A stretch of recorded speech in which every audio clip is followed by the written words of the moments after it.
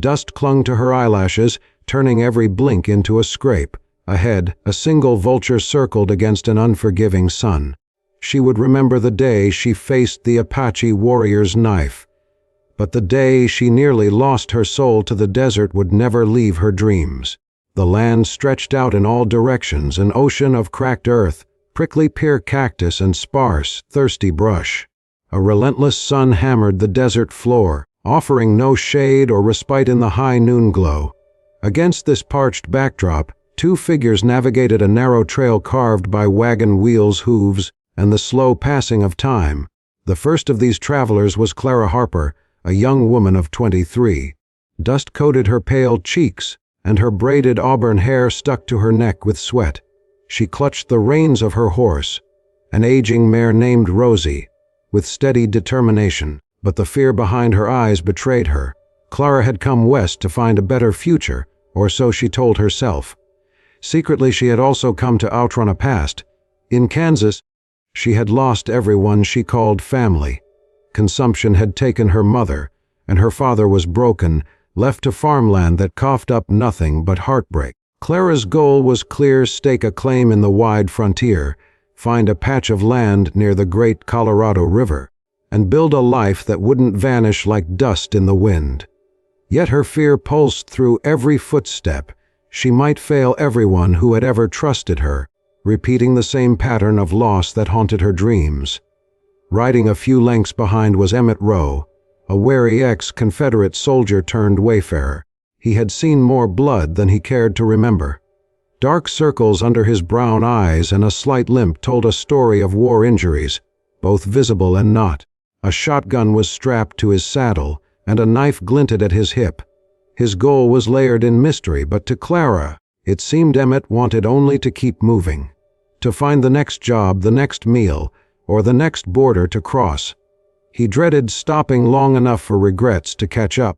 Emmett's fear was tangled with guilt. He had done terrible things in the chaos of war, and the ghosts of old decisions walked with him through every desert night. Some nights, Clara heard him muttering in his sleep about a burning farm, about men he'd left behind. That burden he carried, whether real or imagined, weighed on him as heavily as the scorching sun overhead. The two had crossed paths 2 weeks prior at a trading post near the banks of the Gila River. Clara was desperate for a guide. Emmett needed the coin. The partnership was uneasy from the start. Emmett's caution teetered on suspicion, and Clara's hope warred with her wariness of strangers. But between them, they had mustered enough resources for this trek. She needed him to navigate the rugged trails. He needed her to help pay for supplies. Over the past 14 days, an odd camaraderie formed, but tension brewed as well. Survival was at stake, and trust was a scarce currency in the desert. A steady wind picked up, scraping the earth and swirling sand around their horses' hooves. Emmett raised a battered hand to shield his eyes. "We should make camp soon," he muttered. Clara nodded. She lifted her canteen to her lips and drained the last of her water. The taste was stale from days on the trail. "We'll need to find a water source," she said. Her voice trembled more from thirst than fear, though both were present. They scanned the horizon, searching for any sign of relief. Overhead, the sky shone bright, scorched white at the apex. It felt as if the desert itself was testing them, daring them to keep going. They rode on in silence for another mile until they found a narrow wash. With luck, the rainy season had left a small pool at its center. Emmett dismounted, carefully guiding his bay, gelding by the bridle. A whiff of green algae and the glint of muddy water promised at least a short reprieve from the unrelenting dryness. As they set up camp, a small ring of stones around a makeshift fire pit, Clara and Emmett shared what little rations they had. They had no illusions about the dangers: thirst, heat, and the threat of violent encounters with hostile bands of Apache or outlaws. Each faced the desert with a private sense of dread, each for their own reasons. Soon dusk descended, painting the sky with lilac and ochre streaks. The day's heat lingered, but the night air tasted slightly cooler. A hush fell over the land as they settled in, every slight rustle or distant coyote howl reminding them how fragile their lives were. Two souls adrift in a savage frontier, each chasing or fleeing something they could scarcely name. Tomorrow would bring new challenges, but tonight they tried to find a few hours of uneasy rest. Dust and a few distant stars were their only witnesses. A week passed in slow, grinding progress. Clara and Emmett navigated rocky hillsides and meandering arroyos, searching for a passable route to the Colorado River. Nights brought a measure of relief from the heat, but with it came the threat of predators, wolves, snakes, even roving bandits. Their supplies dwindled day by day, and tensions rose between them with every unspoken anxiety. Finally, late one afternoon, they reached a place local guides often spoke of with reverent caution: Dead Man's Crossing, a notorious stretch of desert known for sudden flash floods, hidden quicksand, and roving Apache war parties. The old trails had washed away in storms the previous year, leaving a labyrinth of half-eroded gullies and new sinkholes. Emmett had heard rumors of ambushes here, stories of wagons slaughtered without warning. They made camp at the edge of this territory, the sun dipping behind distant mesas. Scrawny mesquite trees offered thin shade, while a lazy breeze hissed through the branches. The day's journey weighed heavily on them both. Clara massaged her sore thighs, wincing as she recalled how Rosie had nearly stumbled in a sinkhole earlier. Emmett built a small fire, though a part of him worried that the glow would attract unwanted attention. In the desert, secrecy and stealth were priceless. Emmett took a sip of whiskey from a dented flask, offered it to Clara. "You all right?" he asked. She forced a small smile. "I'm alive." "That's something." The whiskey burned her throat, but it also offered a fleeting warmth in the cool twilight. Emmett nodded. "We cross tomorrow morning. Best we get started early. If we find water on the other side, we'll refill the canteens." Clara nodded, but inside her chest, something tightened. She feared the crossing might be her undoing. She was no stranger to danger, having lost so much already, but the desert felt like a living thing, an entity that judged her desire to survive. And she wasn't sure if it found her worthy. She drifted to sleep that night with visions of swirling sand devils and shimmering mirages. Unbeknownst to her, another threat lurked not far away. A small band of Apache scouts tracked them silently, as the crossing was part of their homeland. To them, any trespasser could be an enemy. The faint light of dawn was still creeping over the horizon when Emmett rolled up the bedroll and nudged Clara awake. After a sparse breakfast of hardtack and jerky, they saddled up and steeled themselves for the day. Sleep still clung to Clara's eyes, but the sense of urgency in Emmett's manner spurred her on. If they were to cross safely, speed was essential.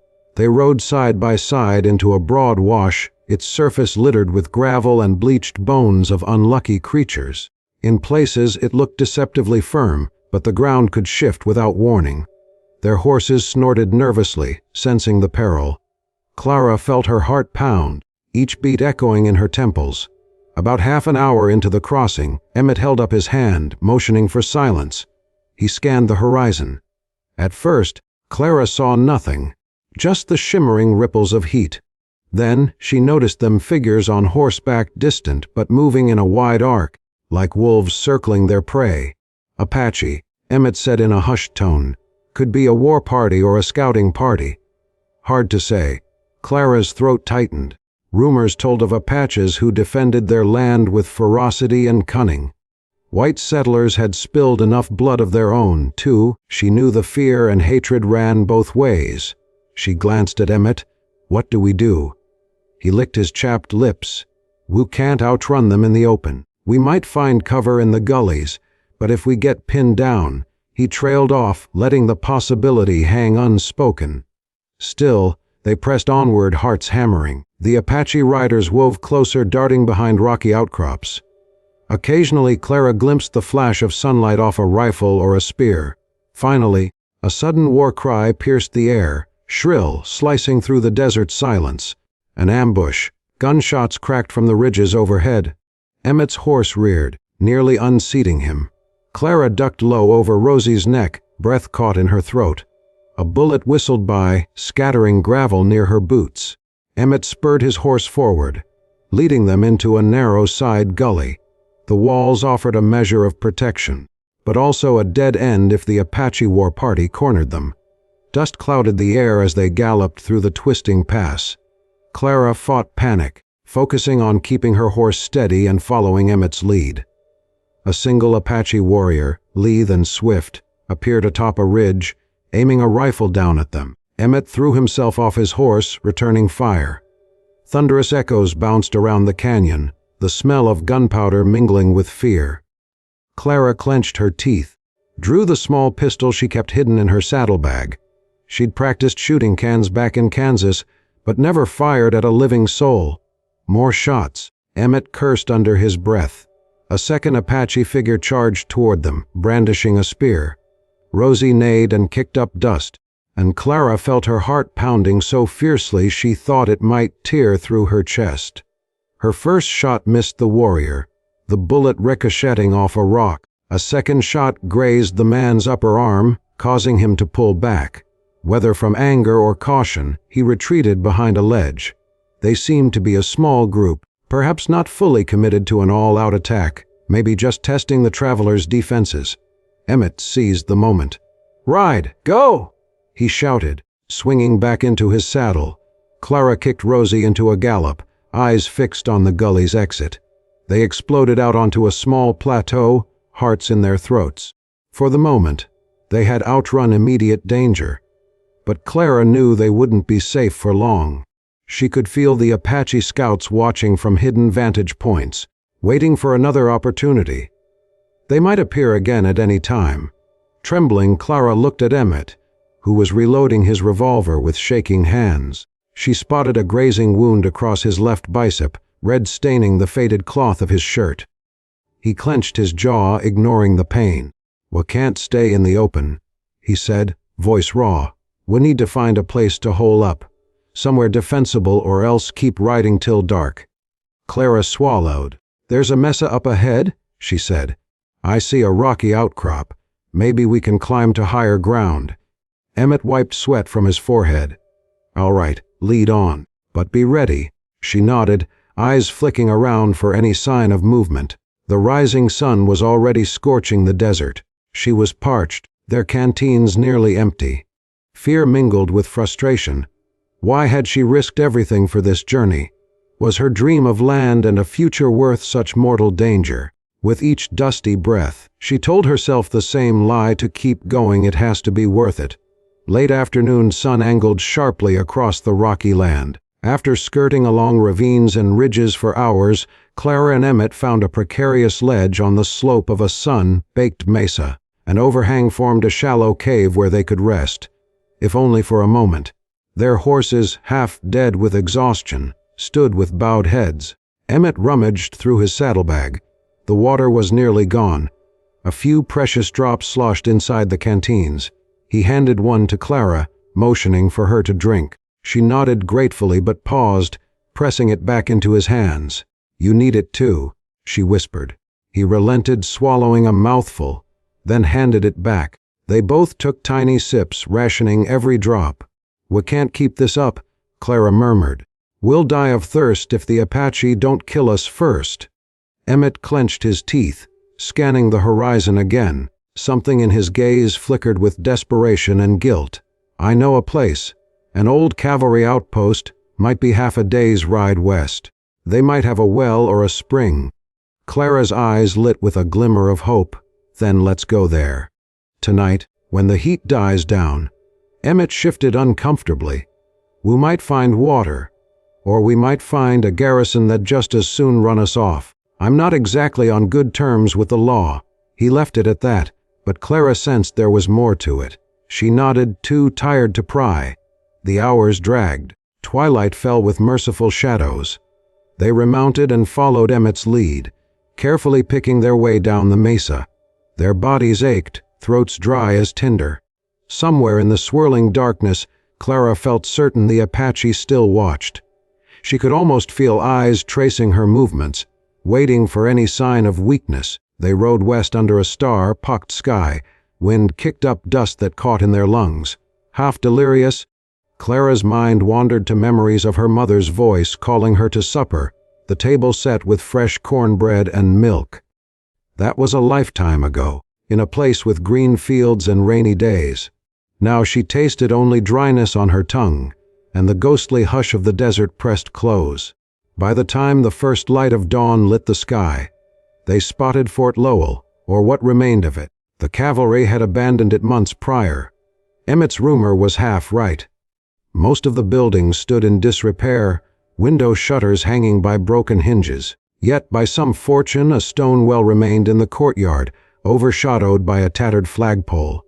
Clara hardly dared to hope, but desperation compelled her onward. Emmett approached cautiously, rifle in hand. Clara saw no immediate sign of life. Tumbleweeds rustled along the ground, the occasional caw of a crow breaking the eerie silence. At the well's edge, Emmett lowered a rope with a small bucket. Heart-pounding, Clara waited. Then she heard a splash. He hauled the bucket up, water cool, murky, but water nonetheless. They drank greedily, caution lost to thirst. For a moment, the relief was transcendent. Clara felt life return to her limbs, her mind clearing. Emmett splashed some across his face, washing away layers of dust and sweat. Even Rosie and the gelding took long, braying gulps. In the reprieve, Clara thought they might finally be safe. She turned to Emmett and found him gazing across the courtyard at an abandoned chapel, half buried in drifting sand. The look in his eyes told her that ghosts of another kind haunted this place. They decided to rest within the largest intact building, a dilapidated barracks with some roof left. After barricading the doorway with crates, they tended each other's wounds. Emmett's bullet graze was still oozing blood. Clara tore strips from her underskirt to bind it, her hands shaking. She caught his eye and saw both gratitude and shame. A few hours later, as midday light filtered through broken timbers, Emmett made a grim confession. There's a price on my head." He paused, biting his lower lip. "During the war, I took something that didn't belong to me. The army still wants it back." Clara's eyes flickered with confusion. "What do you mean?" Emmett rubbed his temples. "A payroll chest. Confederates seized it from a Union supply wagon. I wound up with the gold. Never spent it, just kept it. Didn't know what else to do, and running felt easier than returning it." A stunned silence stretched between them. Then Clara spoke, her voice quiet. "So you're telling me the law might track us here? We're sitting on stolen gold." He shook his head. "Not here. I buried it somewhere in these deserts.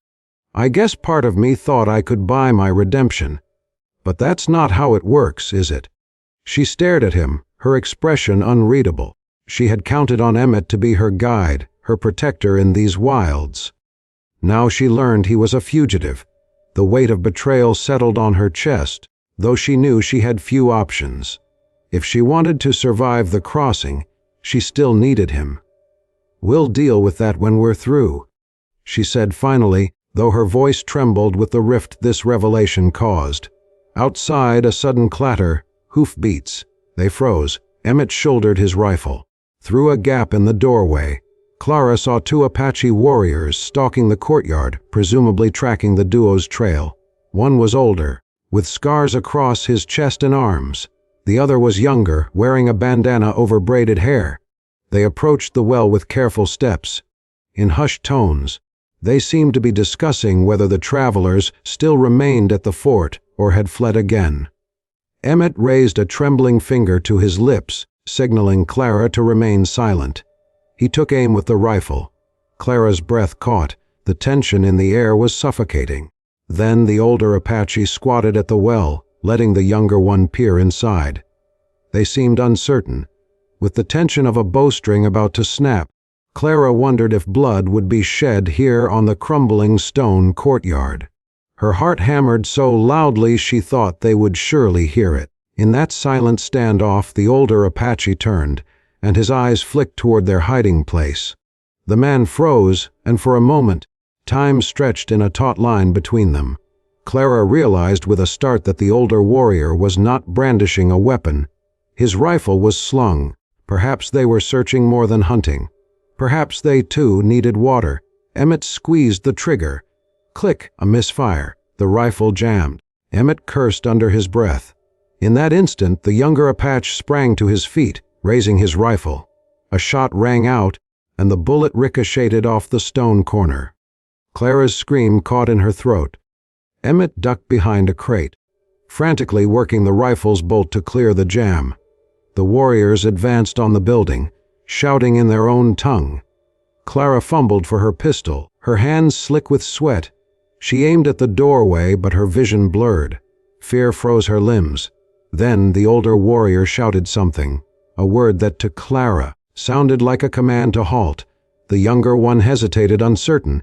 Clara's mind raced. Should they surrender? Fight? Her impulse was to avoid more bloodshed, especially in a place as lonely as this. She lowered her pistol an inch, glancing at Emmett. He shook his head furiously, whispering, "Don't trust them." But Clara felt something stir in her. She'd seen too much death, lost too much. Maybe there was a chance here for a truce, a negotiation. They all needed water. They all were fighting for survival in a land that showed no mercy. Sometimes, survival demanded a different kind of courage, the courage not to shoot. She raised her voice. "We have water. We don't want to fight." Her words stumbled over the dryness in her throat. She repeated them louder, hoping the meaning might carry. A brief hush followed. Then the older warrior appeared in the doorway, arms raised slightly in a gesture of caution. He spoke quietly in broken Spanish, which Clara understood only in fragments. Emmett leveled his rifle but did not fire. The tension was a living thing, coiled and lethal, yet on a razor's edge of possibility. An unspoken question: would they kill each other now, or find a fragile peace? The older Apache man's name, as Clara managed to glean, was Nechi. The younger warrior was Koyet, likely his son or nephew. They seemed exhausted, battered from hardships of their own. Nach gestured to his dry lips, spoke in halting Spanish. "Agua." Emmett hissed under his breath. "They tried to kill us just yesterday." But Clara saw how desperation mirrored her own. The desert was no friend to any of them. In that moment, her instinct to protect herself warred with a deeper humanity. She remembered how a single act of kindness once saved her father's life during the war, when a Union doctor treated him despite being a Confederate soldier. If they shot these men, they would be no better than the worst stories told around campfires, and they might also spark a larger retaliation from the Apache band. She looked at Emmett, heart pounding. "We need to show them we're not enemies." Emmett's jaw clenched. "You're risking our lives." Clara inhaled, praying she wasn't making a grave mistake. She stepped forward, hands raised in a similar gesture of no harm. She pointed to the well, then to their canteens. Slowly, with halting Spanish and gestures, she offered water. Nach studied her face, searching for deception. Koyet hovered behind him, eyes narrowed, finger on the trigger of his rifle. Emmett's expression told Clara he was one breath away from aiming again. But he stayed his hand. Perhaps some part of him recognized that the desert was the real enemy, and continuing this fight could doom them all. Nach lowered his stance. In a painstaking negotiation of few words, it became clear they wanted the same thing: water and safe passage.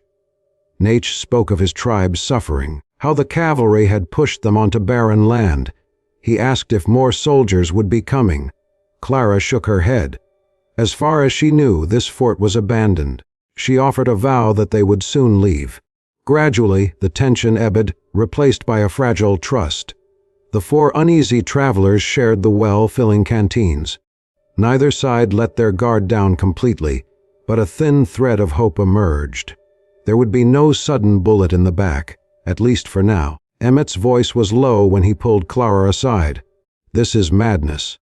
They could be calling for more warriors any minute." Clara's gaze flicked to Nechi's tired face. "I don't believe they want to kill us. They're trapped in this desert, same as we are." Still, Emmett bristled. "What if we just ride out? We have water now. We can slip away while they rest." But as he spoke, a windstorm brewed on the horizon. A massive dust storm rolling in, a brown wall of swirling grit that reached the sky. Koyet pointed and spoke in a rapid tone of alarm. Running wasn't an option now. The desert was about to unleash its fury. They all dashed inside the battered barracks for shelter. Outside, the wind howled, picking up debris and hurling it like shrapnel. Grit infiltrated every crack, stinging their eyes. For what felt like hours, the storm raged. Emmett and Nate took turns blocking the broken doorway with their bodies, while Clara and Coyet struggled to keep the horses calm. Sand coated everything: hair, teeth, throats. It was suffocating, a nightmare of swirling dust and howling wind.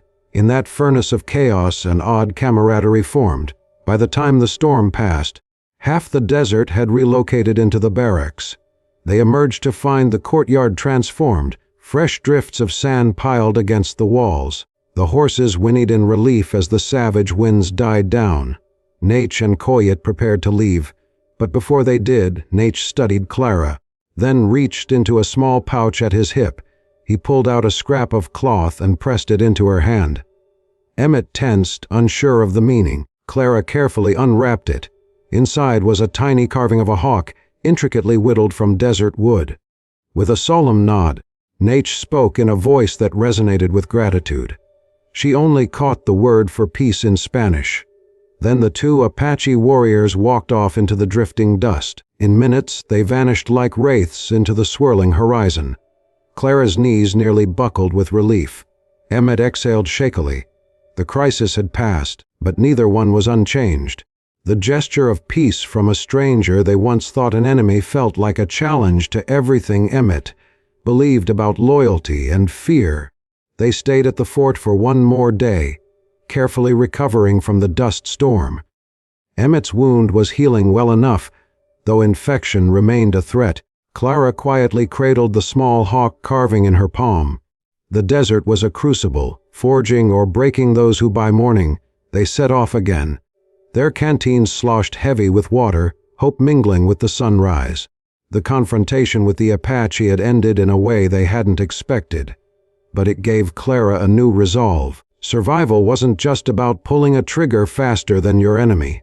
Sometimes it was about seeing your enemy as a fellow human, equally shaped by hardship. Emmett led them around the fort, away from the worst stretches of desert. At times they saw fresh tracks, possibly Nate's or Coyet's. They did not follow, nor did they fear pursuit. The land had always been theirs, and now, at least for this moment, they had parted on something resembling an understanding. A day later, from the crest of a rocky bluff, Clara glimpsed the sparkling thread of the Colorado River below, shining like a precious coin in the sun. Her breath caught at the sight. Finally, after all the dryness, all the dust and fear, water shimmered in the distance, a promise that she might grow something new. A farm, a home, a life that endured beyond heartbreak. Emmett halted beside her. The wind ruffled his hair, and for once he looked at peace. "You did it?" he said with a half-smile. "We made it." Clara closed her eyes, tears sliding down her dusty cheeks. "We made it?" she echoed, though in her heart she knew this was only the beginning. She had changed out here. For the first time, she felt worthy of the desert's harsh lessons. They rode the last few miles with renewed strength. The desert's grip loosened as they approached the banks, green shoots and cottonwood trees offering relief. A man by the river recognized Emmett and offered a job escorting a shipment of grain upriver. Clara parted ways with Emmett there on the bank. He returned her money for the guide's service. She almost refused, but he insisted. A look passed between them, one of mutual respect and lingering sorrow. "What will you do with your stolen gold?" Clara asked softly, referencing his confession from the fort. Emmett shrugged, a shadow crossing his face. "I'm thinking I'll bury it deeper, somewhere it can't hurt anyone else. Maybe I'll find a way to make amends, if the law doesn't catch me first." She nodded, and in that moment, she saw him as a broken man trying to stitch himself together, same as she was. They said their farewells, parted without fanfare, as Clara guided Rosie upstream, searching for a place to stake her claim. The echo of Nate's voice and the memory of the swirling dust remained with her. The desert had nearly killed her, but something deeper had kept her alive, a refusal to become the cruelty she so often encountered. She would survive, and she would do so with mercy in her heart. We each cross deserts of the soul, where danger lurks and trust is scarce. But sometimes the deadliest foes are our own fears, the thirst for survival that blinds us to another's humanity. And sometimes, in the harshest places, a small act of mercy can mean the difference between living and truly being alive.